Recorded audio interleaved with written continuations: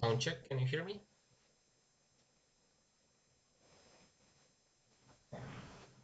Sound check, can you hear me?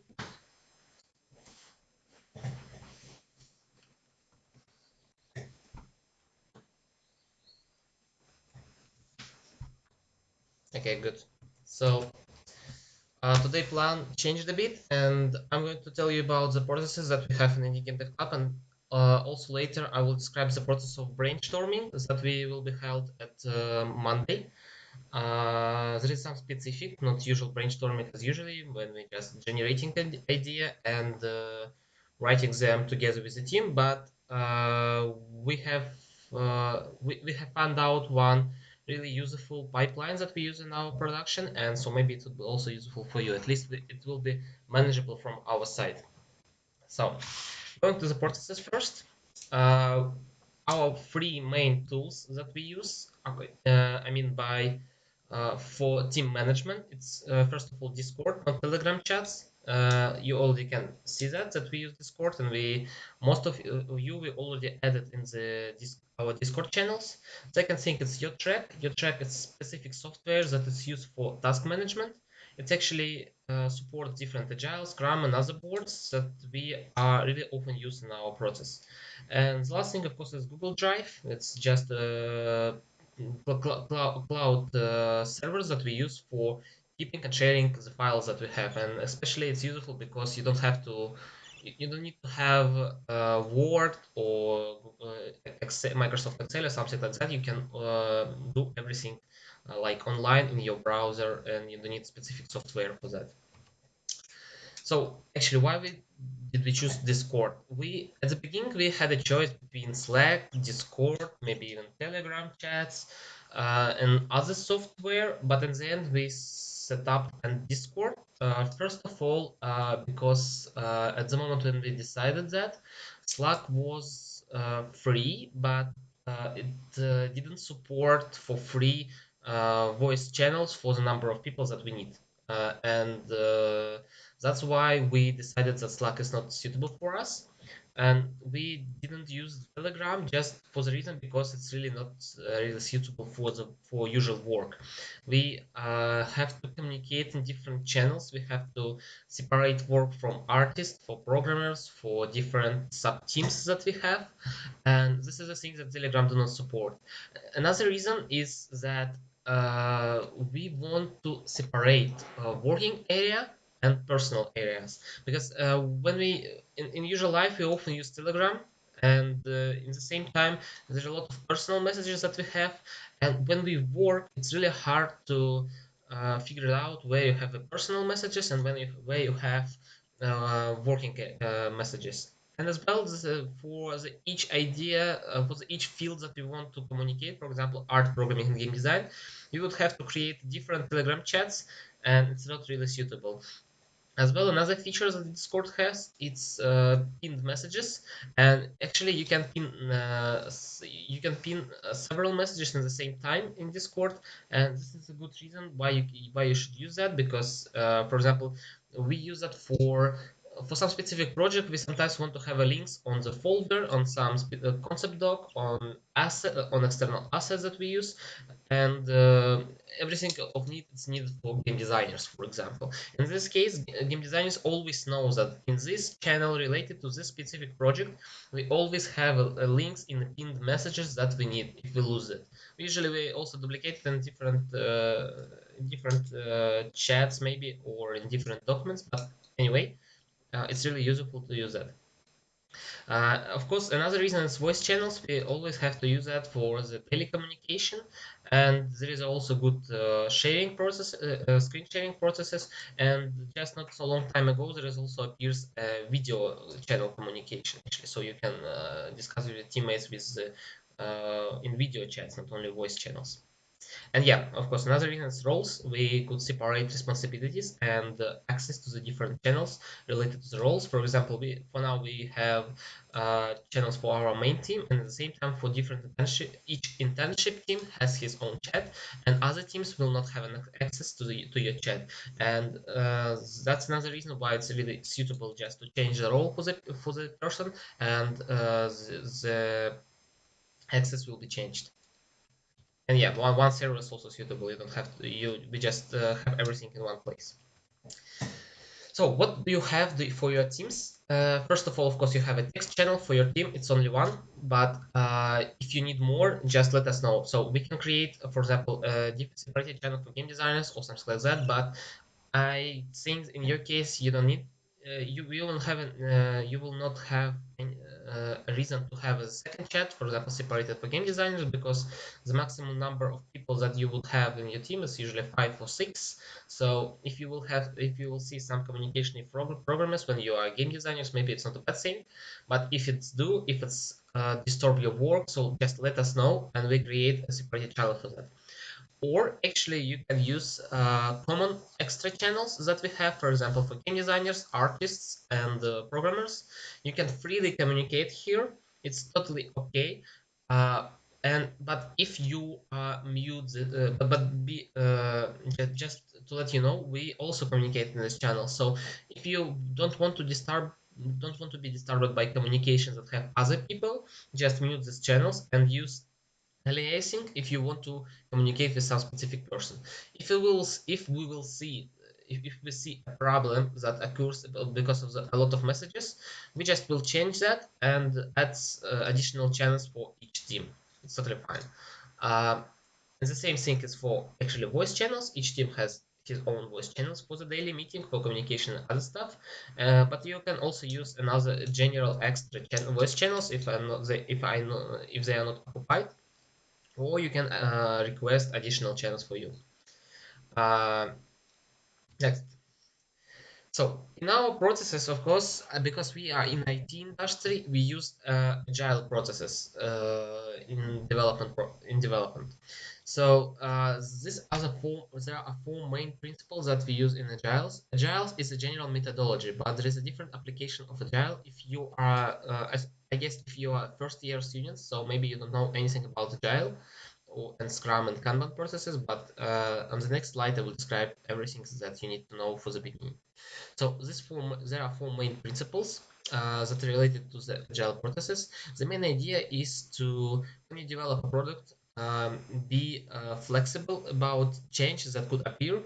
And so the four principles are about what are your main goals when you are developing some product. So if you're, for example, have some negotiation with your in a contract with your customer, it doesn't mean that you should it actually means that it's better to be flexible and to have a better customer collaboration. So that will help to have a customer satisfied with his needs and to make a product better. This is just one example. And again, we use processes and tools, but this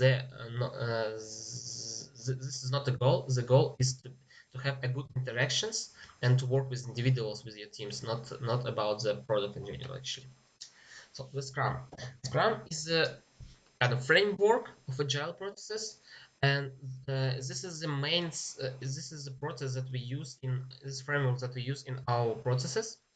And there are some artifacts that we could call, for example, product backlog. So you can see on the left side we have a product backlog. So the product backlog is actually small or not small tasks that you have for your product to be completed.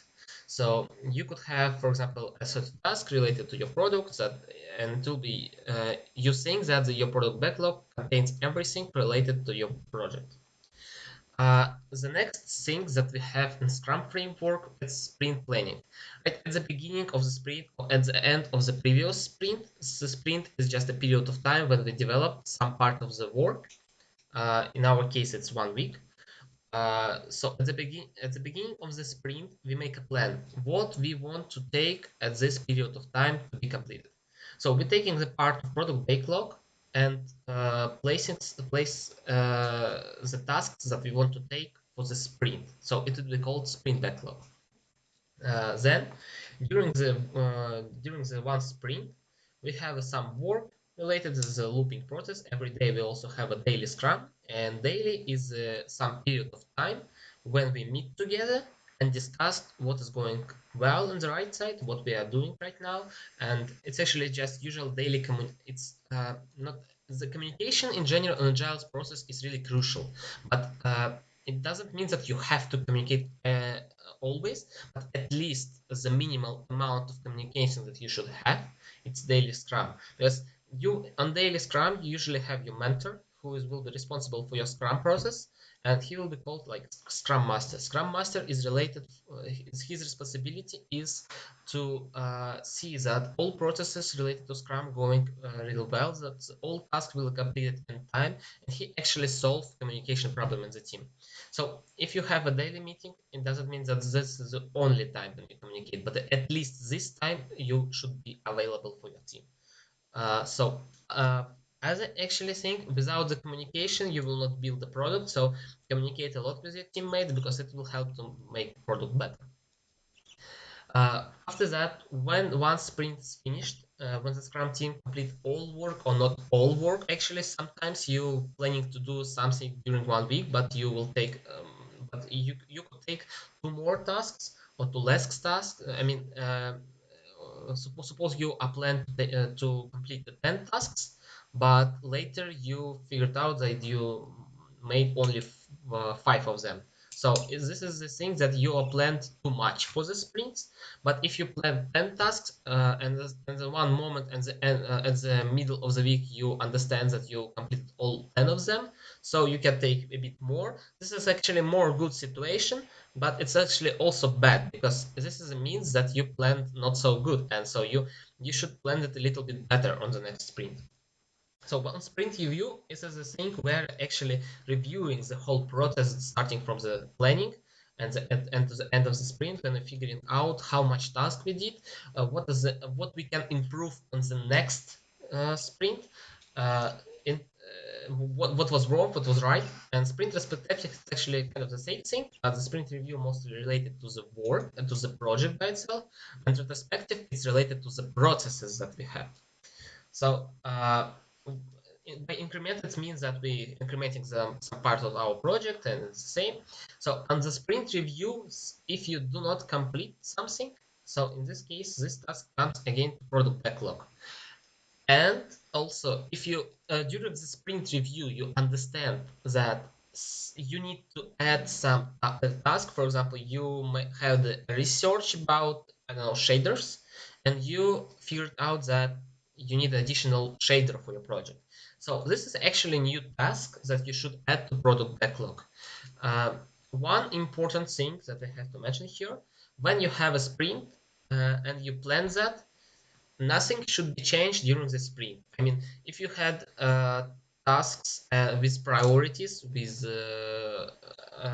some metrics that you, I mean, if you take 10 tasks for one sprint, and at the one moment you decided that you actually your priorities changed, it's actually too late. You should wait for the end of the sprint, and then on the next sprint add this task. You can actually add, you can rearrange tasks in your sprint, but as the most the probability it's a high probability that you will have a problem in case of estimation of the success of your team, and also you will have a problem with other tasks that depends on the tasks that you removed or you replaced, or when you also add additional tasks, and even if you complete them in the time, it means that you had some problems with the planning. So planning in sprint is crucial, but only with experience, only with a few sprints, you will understand how we do it right. Only with the time you can understand how much work you can complete during one sprint, and what problems do you have, what's your weak point, what is your strength point, and from this side only you can understand how to plan your sprint right. Uh, what else? Yeah, so you have not so much time in case of sprints. I mean, you have only 4 sprints for development in general, but we are here to help you to adapt the process in the right way. We have some metrics related to the number of people and the quality of the team members, and we understand how much tasks should be done or should be done for the week, and so our mentors will help you with this. But let's also let me mention one specific thing. In game dev, there is some specifics related to their production processes. The key is that general production of the product, not only games actually, you can split on three main parts. It's pre-production, production, and post-production. So the pre-production is the process when it's stage where you generate your ideas, where you brainstorming everything, where you are research something, where you're trying to understand how much time will you spend for your idea, what are technical problems you have, what are your strong side of your team. Especially it's really crucial for when like in your case the team is new and you didn't have experience before to work with each other. So the pre-production stage, it's it's important as well as the production stage actually. So the production stage is kind of the main part when you're actually developing art assets, program everything, you do your work in game design and always like that. But on pre-production, uh, you have to figure out what will you do at production stage.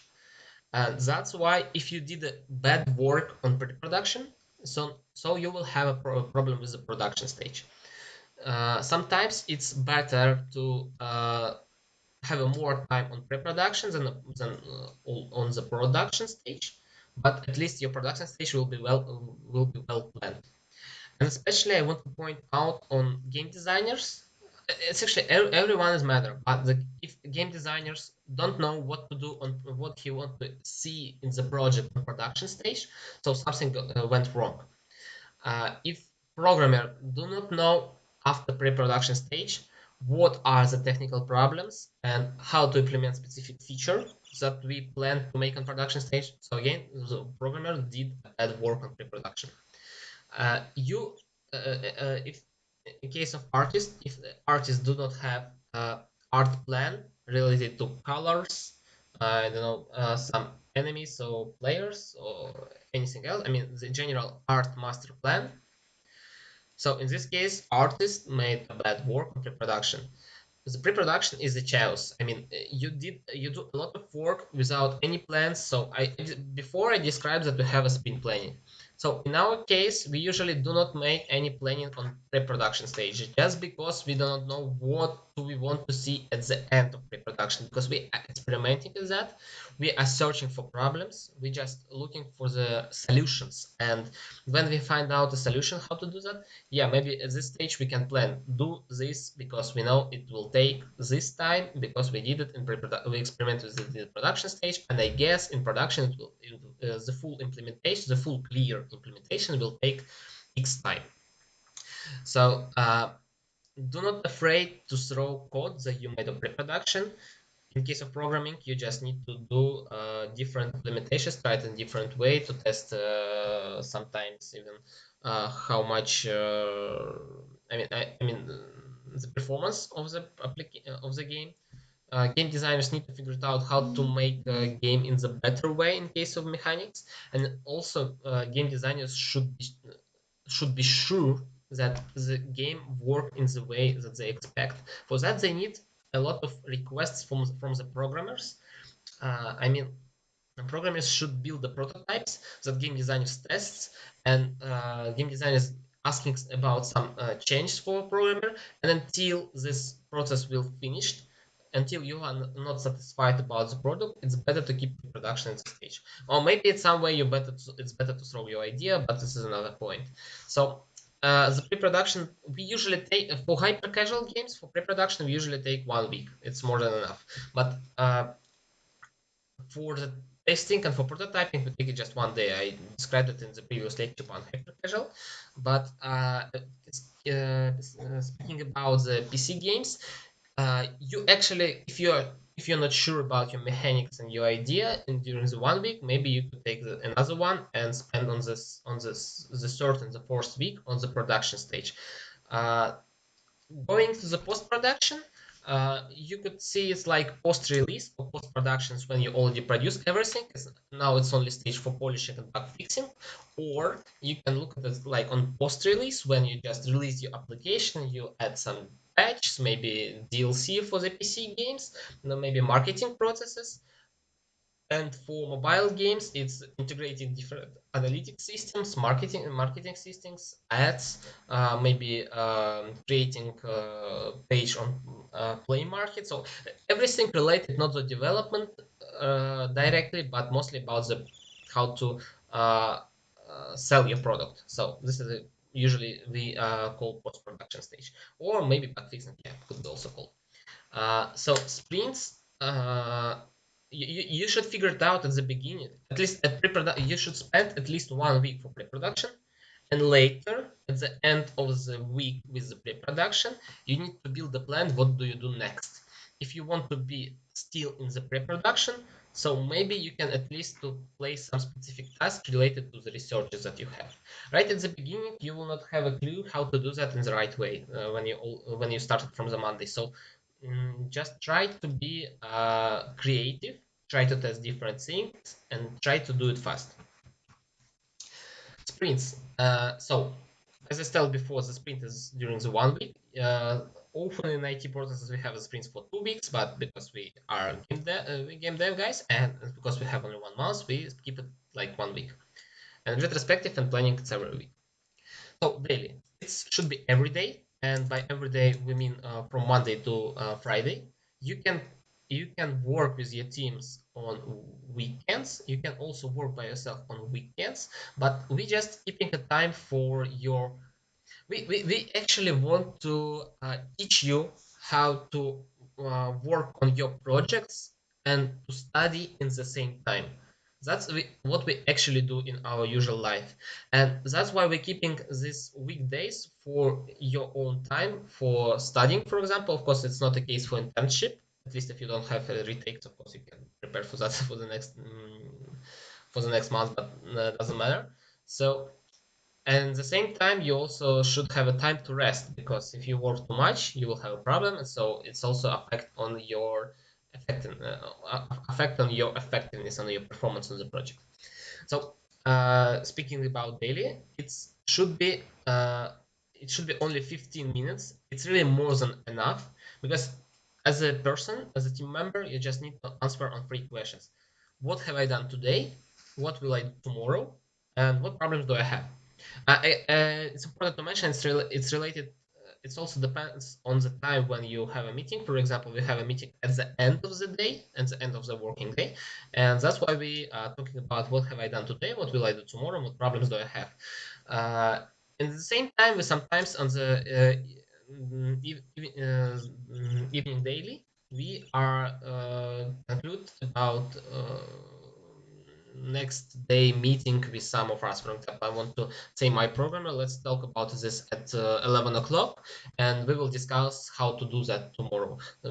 I mean, sometimes you need to give to your teammates some for example, if you game designer, some documents and specifications how to implement different things, and they need it at the morning because they start work from this time. So you need to communicate, not only say that I done this and I will do that, but you also need to figure it out between you.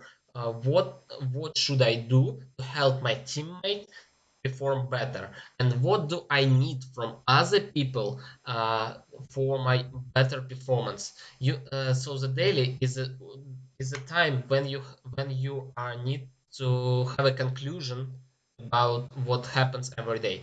It's not exclude usual communications that you have during the day. It's just the point when you can collect all daily events that happened before or will happen that happened before in this day or on the previous day, and to figure it out how to make it better. For example, if yesterday I had a problem because of my game designers who didn't give me a specification, today I want to say them give it me early because I had the problems yesterday. I don't want to have the same experience. It creates the problems for my work. So this is the point that I'm trying to create. The place and the team where it's comfortable for work for me. Yeah, daily should be concluded in the same time, and the whole team should be presented. Here could be exclusion, of course, if you have something emergency. So you can write your daily status, answering these three questions, and also describing what problems do you have with your teammates or with your own. Uh, so you can write it by in text channel, just that everyone will see that. But do not do it often because daily communication is really crucial. Because if you are not presented on the daily, so it means that the people cannot ask you ask you about anything. So the place where you should communicate is your voice chat in Discord. That's why we created it for you. And yeah, you should do it in the same time because it creates consistent consistency for you. Uh, so next, retrospective. Retrospective is a process that happens every week. Usually it take 1 hour, uh, and not we also have planning things. It's also take 1 hour just to describing. So general retrospective plus planning takes 2 hours together. Retrospective. Usually we recommend do that in the end of the week because when it was the day when you finished it. Maybe because we have 10 teams, we could try to make in parallel with mentors because the mentors know how the sport goes.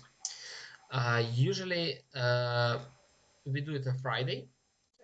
You better to choose the same time that everyone will be comfortable and could plan everything. So do not plan it each week in different time. Just try to be consistent with that. Again, the whole team should be present. It's the same daily, but about the whole week in general. And it's a really useful technique that we use because it helps us to perform better on the next week and to make more tasks. Discuss the time with your mentor because it should be also comfortable for your mentor. Uh, you should discuss the questions like what it's important for us to hear from you what did you learn from this week. I told you before that internship is the process of education also. So if you do not learn anything, so for it's not a bad signal for you, it's a bad signal for us that we do not give you something, some tasks that give you new experience. It could be anything, it could be a small thing like importing animation in Unity or something like that, or how to write the right narrative or anything else. So we need this information because this is just a signal for us. You also need to discuss what went well, what could be improved, and how can we improve that. Uh, and because when we describe it, this everything we are looking for solutions, or we teach you how to make it better because I guess the most of the problems that that you will meet, we are already solved. So just uh, give us an information about the problems that you have during retrospective. And the planning is the process when we actually plan everything for the next week. As I told before, you will not have a first planning for the first sprint. It just will be generating an idea and some directly tasks that I will give to you. On the planning, you need to parse the tasks that was not done. Uh, at the planning, you need to figure out the next goal that you want to achieve on the next week at the sprint. I mean, schedule and estimate sprint tasks. About the estimation, I will tell you later. Identify dependencies between tasks. For example, if I'm a programmer and I need to implement core mechanics, I need a specification for this core mechanics from my game designer. Uh, so dependency is that programmer is blocked until the specification is done. And so if the programmer doesn't have another task, so it's better to give him another task in this time because he is blocked anyway blocked. Or if it's just a 10-minute block, of course it's better to just wait for the 10 minutes when the game designer writes the specification. Yeah, and so the main thing is to understand how much work you can do for 1 week.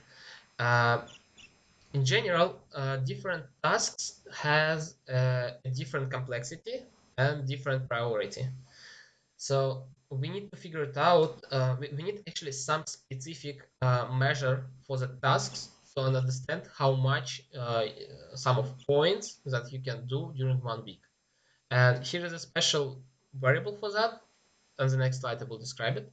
But usually for the team, you have some consistent number of tasks that you can do. And by number, I don't mean this it's like 10 tasks or something like that, because tasks could be different again in case of majority and complexity. So the programmer could do one task for 1 week, but it could take the whole week of his time, right? So we need to figure it out some specific measure for that, and that's what we called actually story points. And about the story points, I will tell you a bit later. So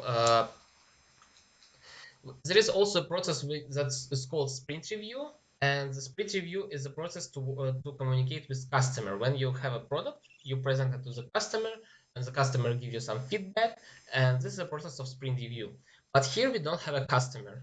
We work from the side that you are generate your own ideas. So you are customer for your project. You don't need a sprint review for that. In this case, you have a planning for that. You have a planning process and you have a retrospective process. So you are decides how games looks like, so your customers, and on the retrospective you see result of the sprint. As well, if you need the feedback, for example, from my side or from your mentor, you can. Your mentor is a part of your team, so in any time you can ask questions to your mentor as to your customer. And as well, you can ask questions for me, or you can ask me to participate in your daily or in your sprint review or any sprint planning or anything else, as well as to me as Lera and any people from indie gamer clubs. So do not hesitate about that. Just ask. Speaking about Youtrack and going closer to the processes, why Youtrack? There is a bunch of different software that use management. For example, Asana, Youtrack, Trello, and other stuff, or even Google Calendar could be used for that. But for now, Youtrack is free up to 10 people. Before it was up to 3 or up to 5, I don't remember exactly. But for now, it's free up to 10 people, and it's really cool. Before we had to pay for that, but for now, it's free for our team, for example. There is a sprint-related work, so there are templates that could be used for the processes that I described before. Uh, Easy to make Burndown charts, really flexible things, report, comfortable search, and big functionality. So I just want to mention here on this last point, write to Lera in Discord, better in Discord chat of your team. If you're not still here, right here in Telegram, but I guess if you fill the table and everything is correct and you accept a friendship in Discord, she added you. She should add you in chat. So write in the chat that you are team lead. Choose your team lead for your team, and we create Youtrack platform, Youtrack server for you. We will help you with that, but because it's a bit complex process, and we will help you to do that. Speaking about Youtrack, so the main place is also actually a Taskboard. Here we have sprint, number of sprint, and the date when the sprint is held. This chart helps to understand how much tasks are already done and how much time is left. This is just the things that to change view. So we have open tasks. So we use, there are a bunch of different pipelines that you could use, but we suggest you to use that because it's for our processes, it's pretty comfortable. We have open tasks, we have in progress tasks, to verify tasks, and done tasks. This is a task board for one sprint. So there is also backlog on this button, but just keep it clear, we are showing only for one sprint. So here is a special sign for the for your card, for your task. As you see, is unique for each card. There is people who are assigned to that. Short name, description, number of sprint, number of story points, the status, and the type of the thing. So we have a task, we have epics, bugs, but we just work with tasks. It's more than enough for us. When the when the task is open, we are and you are assigned to the task. If you don't have any task, you just drag it into the in progress column. In the same time, you should have only one task in progress. It's agile. It's a Scrum and agile. It's a Scrum principle that you should use. If you do not work on this task, place it in open again and take another one, because it's not possible at the same time to work on two tasks in the same time. If it happens and you see that it's right, so I guess it's a wrong definition of your tasks, because each task should be independent. Verify column, it's when you completed the task, you place it here, and some person who are related to the process of verifying should check your task, and if it's okay, to place it in done. You could keep it in a different way. For our teams, we do it in the same way. I'm as a producer of the project, uh, checking realization of the programmer, checking how game designers do their work, and checking how the artist decided to make an art.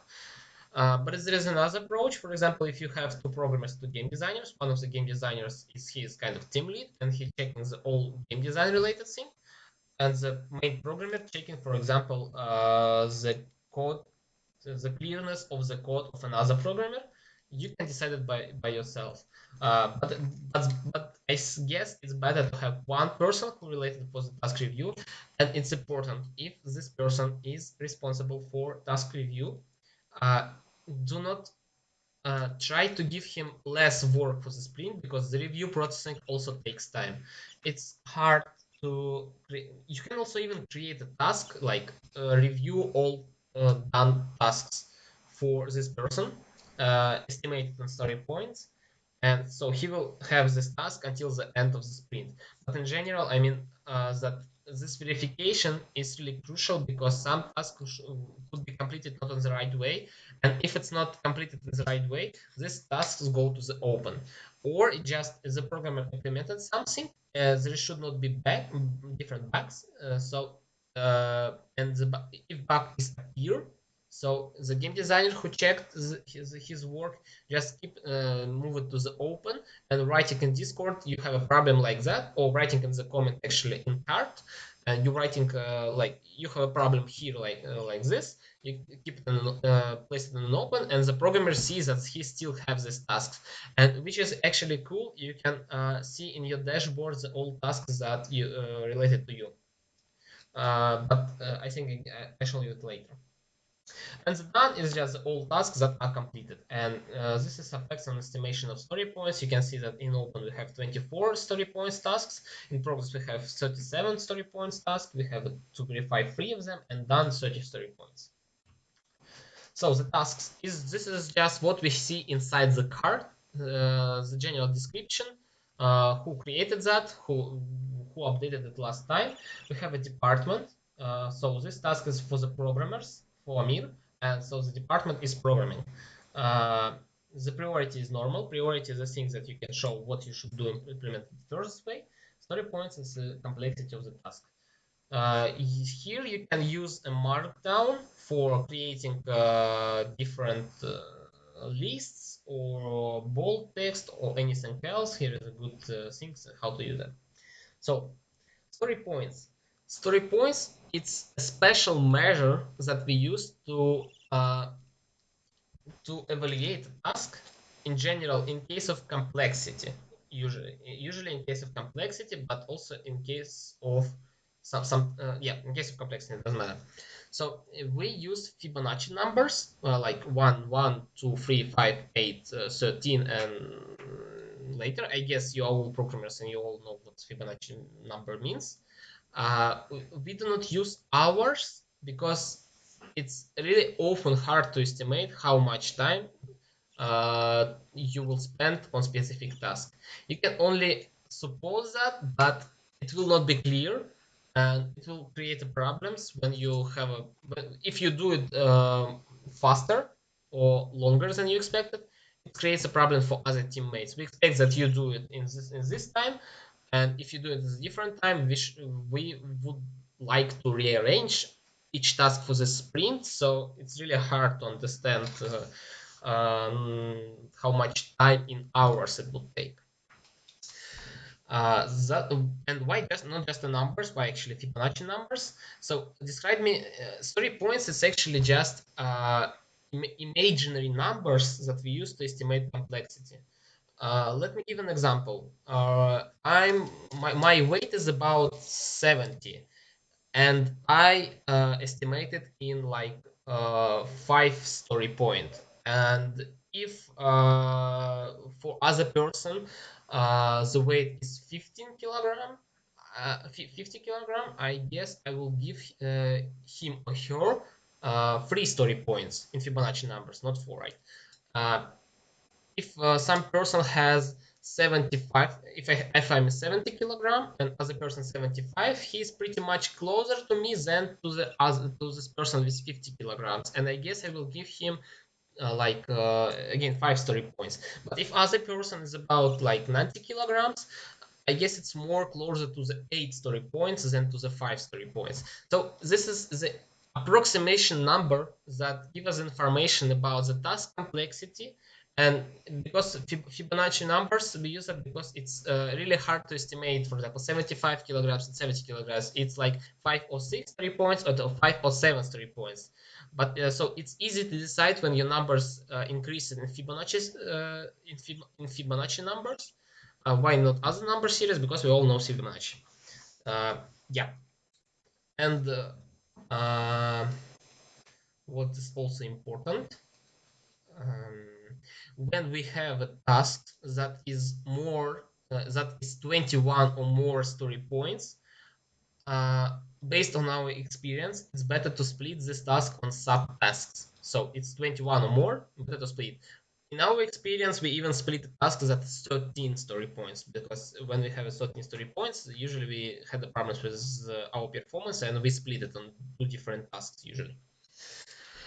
So the story points, this is the estimations that I mentioned before, and we use that to understand how much tasks we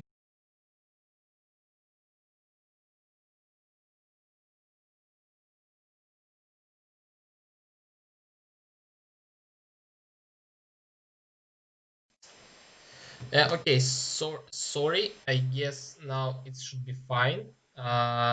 Say me please the last things that I mentioned to you. Yeah, I just had some problems with the streaming. Uh, can you hear me now? I guess you can. Okay, good.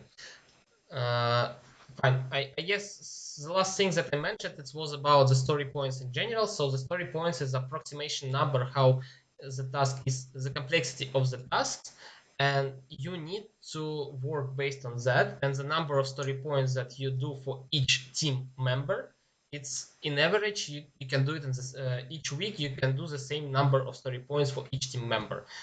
For example, if I do 20 story points tasks, so in the next weeks I expect that I will do the same amount of work, right, if we estimate it in the right way. But this is also comes with experience. uh, but in general, if you have more experience, sometimes you can increase the number of story points for each person and for the team in general. For example, for us, we think that for 5 or 6 people, 80 to 100 story points based on our estimation of tasks is okay for 1 week. And like if we're talking about 5 person, right, the average number of story points that should be assigned to one person is 20 usually. But again, it depends. It could be more, it could be a bit more, it could be a bit less. And sometimes we also create some spaces for the for complexity. But it's that's why we actually don't use the time in this case. Yeah. And that's what I'm talking about. For example, on this slide, we can see Burndown chart. Burndown chart is the thing that you can see actually every day on your Youtrack server. Here on the left side, you can see how much story points it remains for the task for this date, for all tasks for this date, for current sprint. So the green line is the ideal burn down, if for one day we complete approximately 15, not for one day, yeah, if we, for one day, starting from 30th of March to 31 of March, we complete about 15 story points tasks, it could be a good burn down. But that's actually how it looks like when we perform, and sometimes it's really good and sometimes it's really bad. And as you see, at the end, we are not completed all tasks in case of story points. About 10 story points remains are not completed, and it could happen, but that's why we need this burn down chart. If you keep it in the way of ideal burn down, or it is close to it, so this is a good thing that could happen in your processes. So every day you can check it and to see how you perform in this case. uh, there is also another important feature that we have: reports. And, of course, everything could change during the sprint, and at the end of the sprint you can see how much time how much work each team member did have done. I mean, uh, not just assigned the task but completed task. So here on the screen you can see that Zolana completed 31 story points tasks, and Vladislav completed only 2 story points tasks at the end of the sprint. It could mean anything. As I remember, for example, from this screen, we can say that I remember that Vlad works on the different project, and that's why he has a low number of story points for this specific project. So it could happen, and this is just the numbers. You need to understand uh, how to react on them and what you should do in your pipeline and your process to make it better or worse. It's also a good thing that, as I remember, when Lana had 31 story points, and as well when Vlad had more than 30 story points, they gave us feedback that there are too much works. It was really hard and stressful for them. They worked too much, as they think. And this is also a feedback for us that we should give them in the next week less number of story points for next sprint. So that's why I'm talking that the 20 to 25 story points is, for us, is a good number. Speaking about last instruments that we have, it's so comfortable, it's free, and the same account for calendar. So you keep just everything in one place and align things that we have. Let me give you advice in case of speed structure for your Google Drive. We keep it in the free way. I actually don't see here the 5 folders. It's programming. Here we have art, builds, game design, and there, or it's in English, it's specification, technical requirements, not from us. We also usually have a programming folder and sometimes assets folder. So art depends on your departments that you work on. You have your own folder related to your department: programming, art, or game design. Assets, that is the folders that could be used for different external assets that you want to keep on your Google Drive. We usually separated game design documents like concept doc, vision doc, different balance tables, or something like that, and separated from the specific specification requirements, because specification requirements usually are really short docs that are used just to give an explanation how to do a task for artist or for a programmer. So, but game design docs are usually done for game designers by themselves. My programmers do not need to know how my systems are depends on each other in case of game design, and how much time spent, how much time players spent on each level, what is the right balancing values, and how did I calculate them. But he just need to know the end specification for that, and that's why we separate these docs. Uh, as well, some analytics for marketing estimations and the references or other stuffs could be done in game design folders, but not in specification requirements, because no need in them. Inside the specification requirements, you can also create folders like art, programming, and or something else. In builds, we usually keep just an actual build of the project, or few of them, depends, do we need few builds or we just need last of them. And what's actually a cool thing, in Google Drive, you don't have to delete all files, you can just upload file with the same name and you will have a new version of it. Yeah, important relation to the game design documents, and not only game design documents, but different artifacts and links in your tracks. If you, for example, made a specification for drawing a loading screen as this task. So as you see, Evgeny placed the specification docs in the comment for this card. He knows that artist will take this card. He notified him or her in Discord, but and at the same time he placed a doc. The link on the doc, because in the chat you sometimes you can miss it. In chat, you receive a notification that check, I completed this task. The specification is inside your card. And when the artist opens the task, he can see a full description. He can see dependencies. He also sees that dependencies are already done. So specification is done, and some other task is also done. So when it's completed, it means that artist can take this work for himself from open, because all tasks that he depends on before already done. And Evgeny also completed the specification and placed it here. So Youtrack is the best place to keep actual documentation for the task and specifications, because it would help to find it easily. So Youtrack is your best thing, not even in Discord. Discord is just a notification and communication. Yeah. Links on builds on Discord. We have a separated channel for builds, but if you need your own build channels, just let us know. When the programmer completes a task, he places it in the builds folder and just placing a link on the actual build in the chat.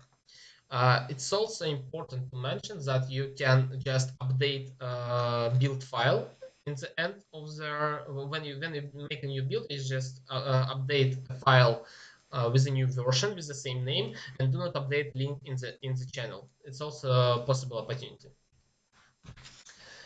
Art links is the same, but you need to keep your sources or PNG files or Adobe Illustrator or PSD on Google Drive, because the programmer or game designer should have an access to your files. Do not try to send them in Telegram, please. Use for that Google Drive. This is the best way how to communicate and the best way to keep everything in place.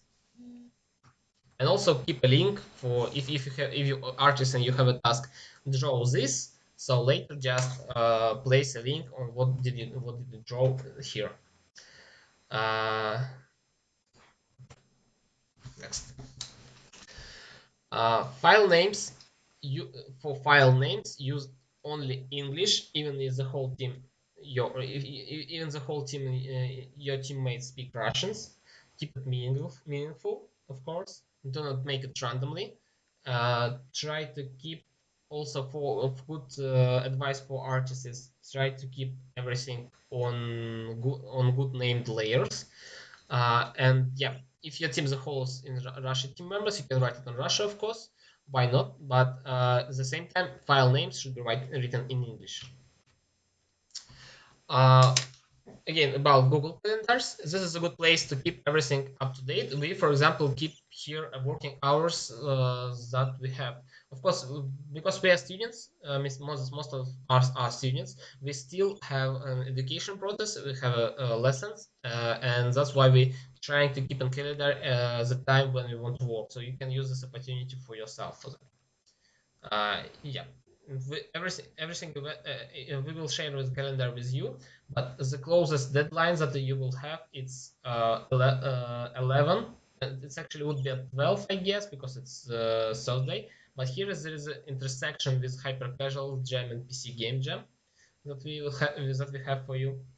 So I guess we move deadlines for prototype and review reflection on Friday. So that's it for the processes.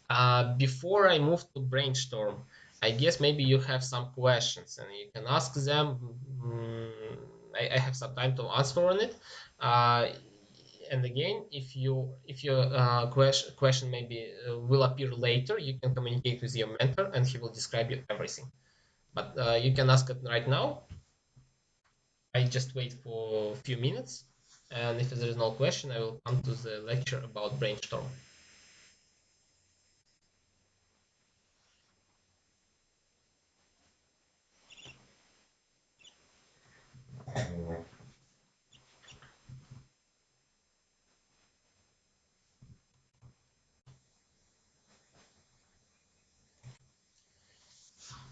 Okay, if the question appears, I can answer on it, but let's move further. I don't want to take a lot of your time. The brainstorm is pretty simple. I just want to describe how it will be held at Monday. Because we have too much teams, uh, not actually, not maybe not too much, seven, I guess, that need to participate in brainstorm or six. We want to do it in the parallel, but your mentors will be with you. But I guess will be with you. You also need to figure it out. Is it not on? Okay, never mind. The algorithm is pretty simple, and you just need to work with your teammates in this case. So first of all, before brainstorm at Monday, I highly recommended to do this task for hyper casual people because I don't see anyone completed these tasks. I ask you to do that because if you not do that, you will have a problem with the in the brainstorming. For PC games, I also will have the same task. Uh, just a moment. I will share a link with you because I forgot to do that.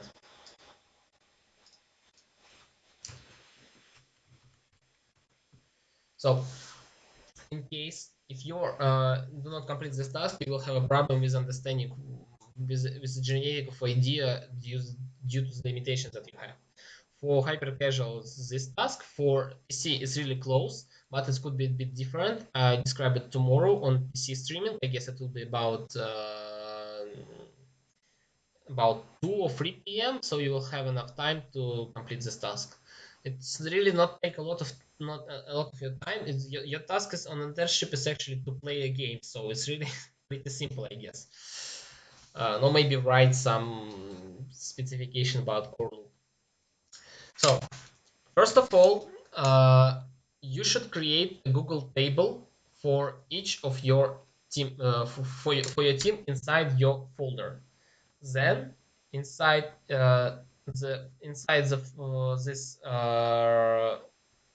inside the sheet, you should do the lists for all of your teammates. I mean, this is an example of Google Sheet that the list in Google Sheet that we created for the team number 7, I guess, or number 5, I don't remember, sorry, who started to work from 1st of the June. So they have 4 people. They generated ideas, each one in his own list. They all have an access to it, of course. Then there is also 2 additional tasks: sorted ideas and all ideas. All this when we merge all ideas after brainstorming session in all list, and when we sort them and decided what ideas we want to take, we place it in sorted. Inside the each of the list, we have a small name for the idea and some description on the right side. No need a really clear structure, just to describe idea that it could be obvious right from the beginning. Next, timing. Uh, I guess it would be a pretty interesting format for you. You could hear about the brainstorming process when you have a 15 minutes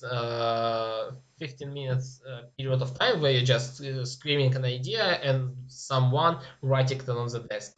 But I suggest you pretty simple and pretty better idea. You can actually do it a few times if you're not satisfied in the result. You have a 40-second for each idea. This is the measure that is usually enough to generate one idea. So you have 5 periods by 30 seconds, so in general 200 seconds, to generate at least 5 ideas. So one team member, usually team lead, launch a timer for 40 seconds, and during this 40 seconds you need to generate one idea. At least you can generate few of them, but at least one should be generated. When the 40 seconds is done, you starting timer again, and you again have a 40 second to generate another idea.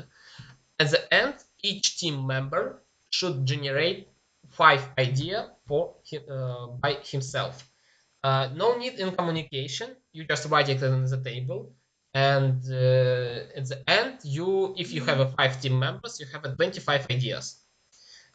If you generate less, it's bad, of course, but it happens. Someone perform better, someone perform worse. So when you generate idea, try to generate at least 5, and then later, and few rules, of course. Crazy ideas, especially for hyper casual, I want to say, can be hits. Your crazy ideas can inspire a brilliant idea to your teammate. I mean, when you describe them, you can, for example, to have another idea when other teammates describing you his idea. But this process goes in silent, is important. So you just for 200 seconds you're generating 5 ideas, and the team member who are responsible for the timer, he after each 40 seconds, he's saying you that this iteration is done. Second iteration, after the second 40 seconds, he said the third iteration is starting, and on the 5th iteration, last iteration. So everyone will be known about the time, how much time he would have, or you can even share a screen.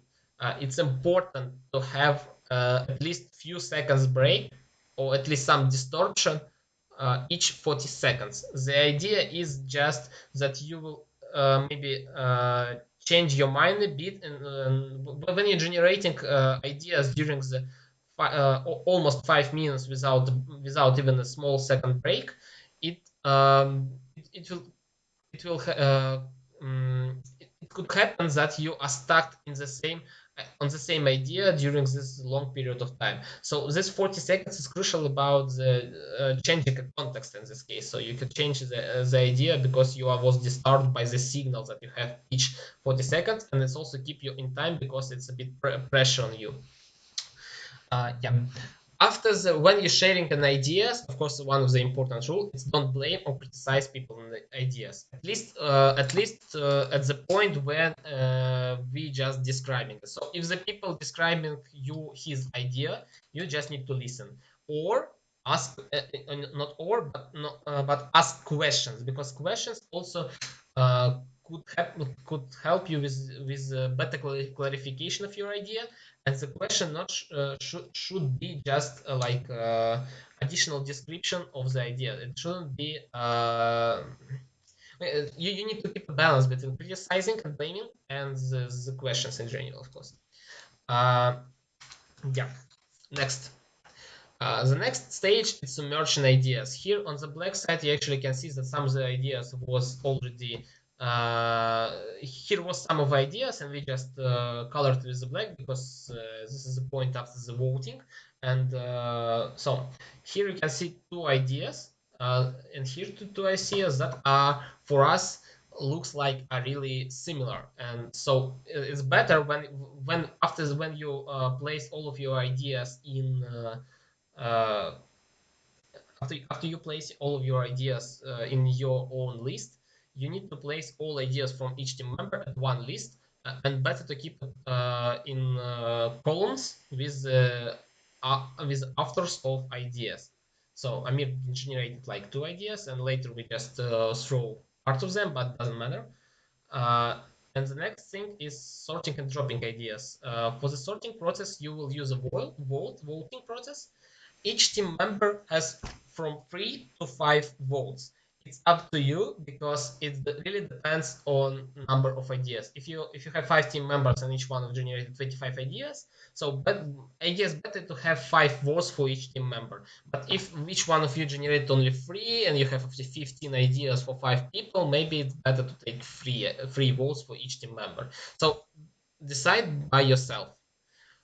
You can vote for your own idea. It's totally fine. But better restriction to have, you can change it, but this is, I guess, a pretty good number. You can vote for the same idea, maximum 2 points. So if you really like idea, you can place all 5 points to this idea. You can place 1 or 2 points if you really like it. So we created right on above the ideas description after the merging. It's important after the merging similar ideas. You are just placing on the same line as your name. You're placing digit 1 or 2 if you like the idea. You can also place 0 just to show that it's already done.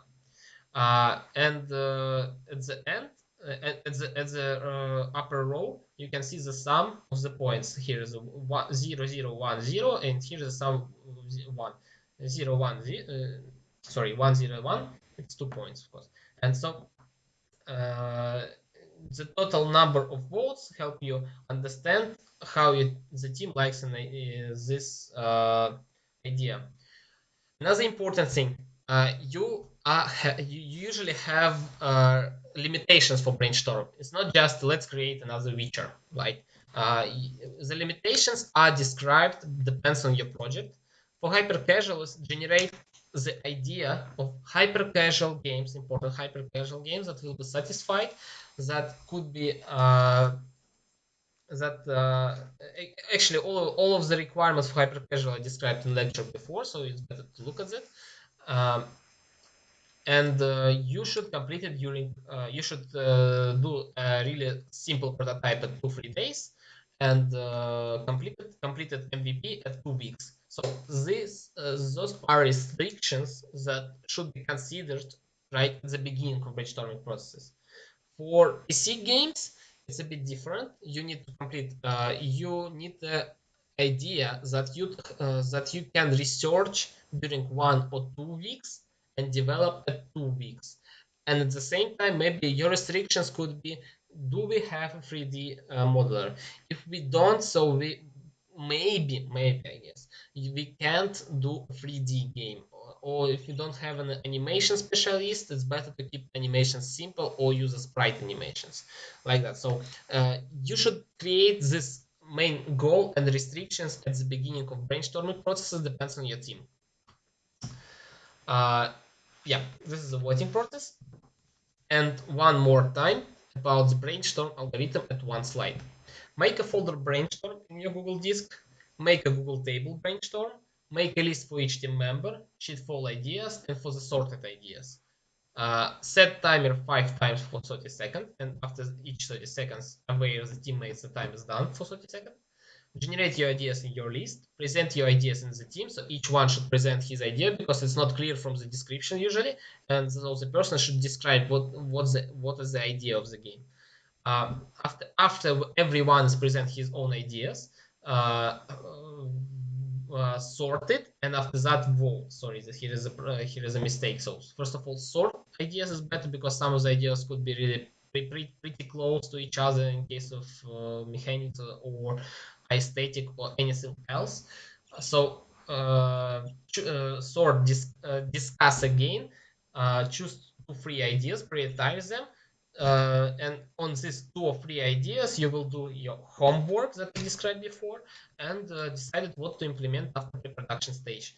But if you are not satisfied and you think that you did some wrong thing in brainstorming, do brainstorming process, do it again, because it's really do not take a lot of time to generate, but sorting and discussing takes much more time, of course. So usually you can do it in 30 minutes or maybe 1 hour, not more. So even if you spend for brainstorming process 2 hours, it's pretty fine, I guess. So maybe you can have a break and make it the second time, and after that sort and discuss and repeat everything.